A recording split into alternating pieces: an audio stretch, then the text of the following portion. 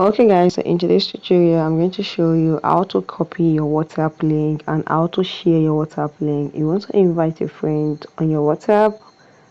Let's get started. So you're going to open your WhatsApp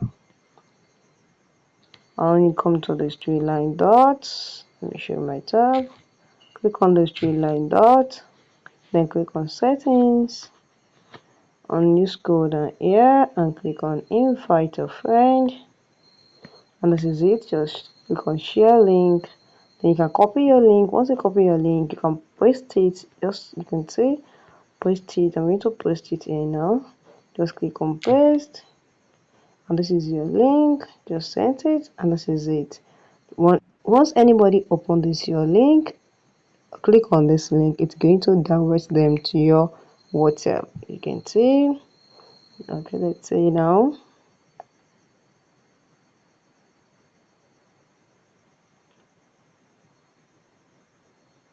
You can see. So now, if you found this video helpful, click the like button, share and comment.